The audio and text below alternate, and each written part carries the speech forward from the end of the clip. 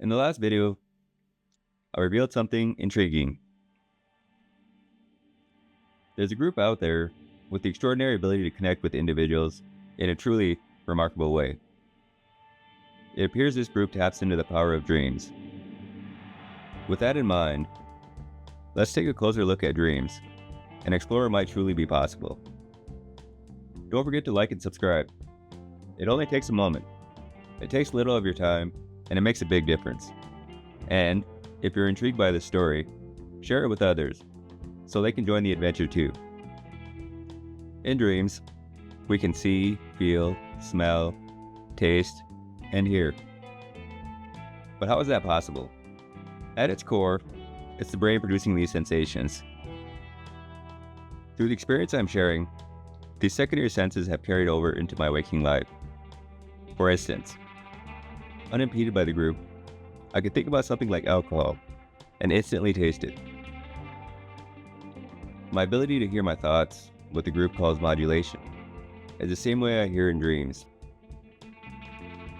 The field that allows me to create these audible projections also lets me shape forms with my mind. By focusing, I can feel their texture, movement, and even their weight. With my eyes closed, or even in a dark enough room, I'm able to manifest objects within my vision, seeing them clearly with the naked eye, all through thought alone.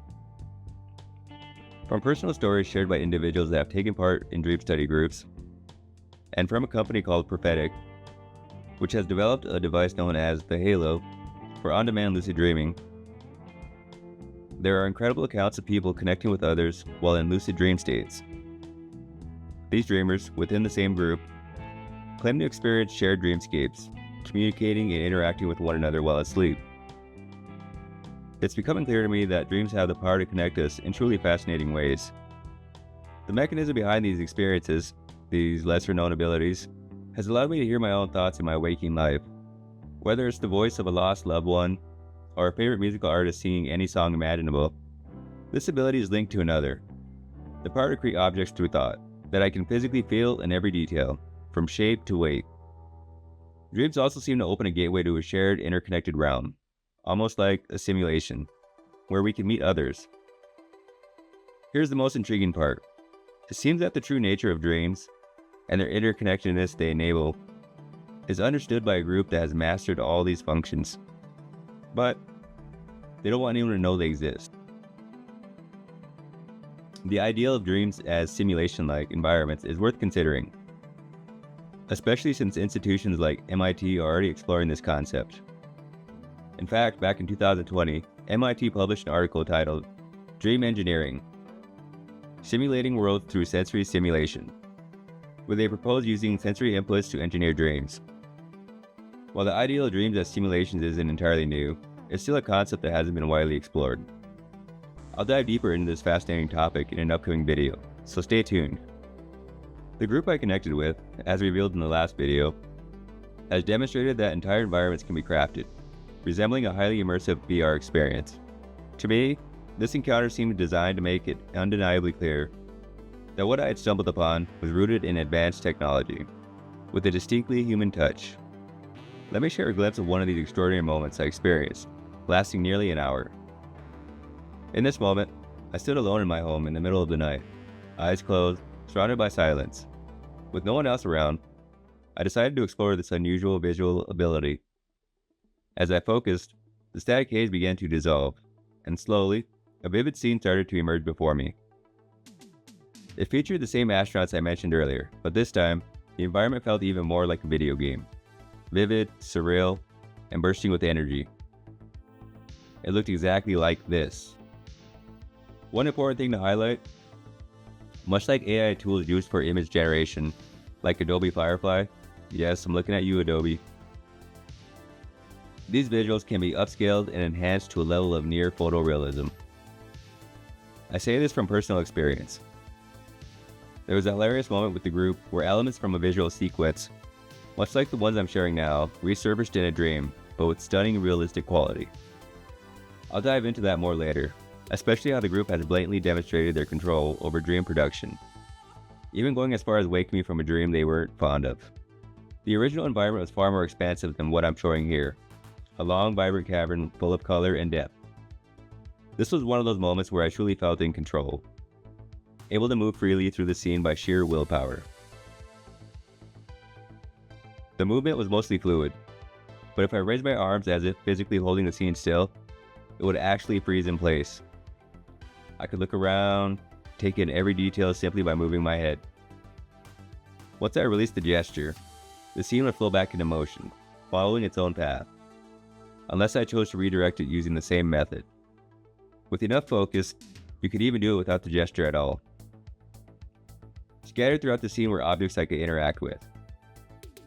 Mostly, these spheres carrying symbols that I could grab and carry along with me. In later scenes, it got even more intriguing. I encountered items like treasure chests, which I could open to reveal strange and unexpected oddities, each adding another layer of mystery to the experience. At one point, I made the choice to turn around and head back to where I first entered the scene. That's when I noticed a portal, and the thought immediately hit me. What is that? Almost instantly, I heard a voice in my head, like one of the astronauts saying, "Oh, that place is forbidden. We're not allowed to go in there." Well, no one said anything about me not going in, so naturally, I decided to check it out. As I approached the portal and stepped through, I was met with the strangest sight imaginable. There they were, grays, displayed in the same game-like PNG on a plain style as the astronauts had been.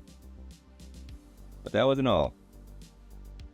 Scattered among them were characters straight out of DC Comics, primarily the Lanterns, blending surrealism with a splash of comic book energy in the most bizarre way possible.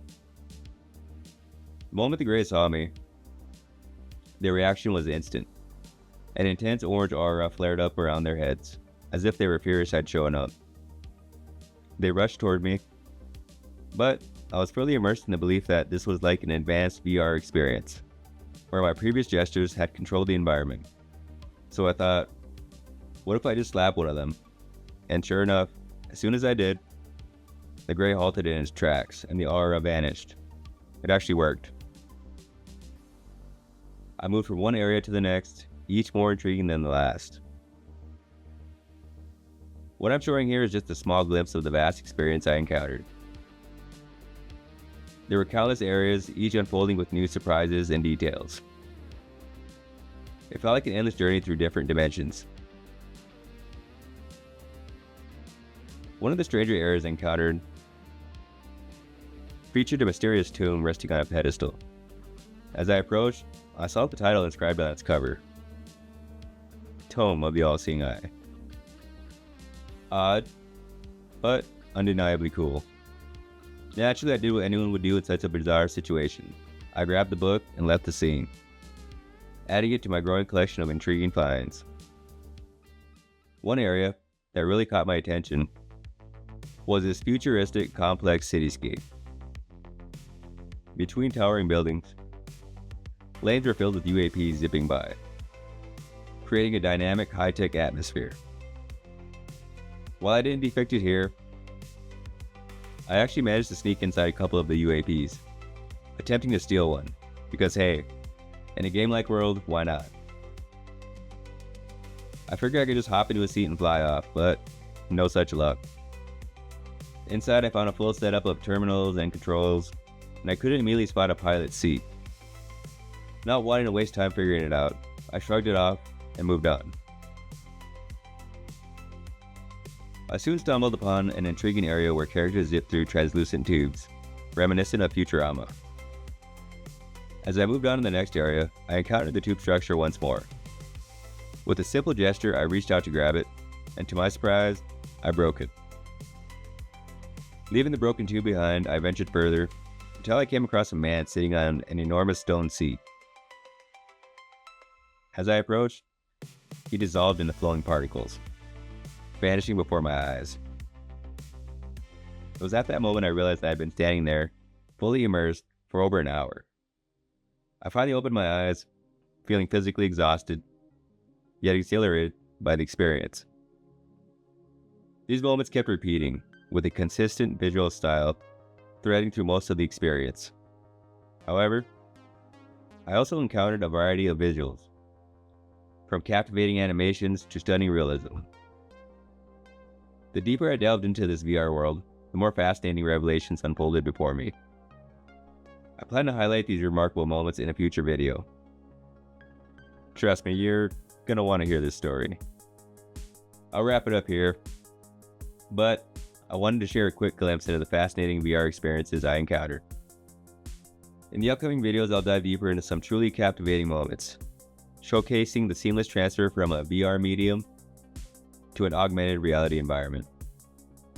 Stay tuned, there's so much more to explore, and keep dreaming.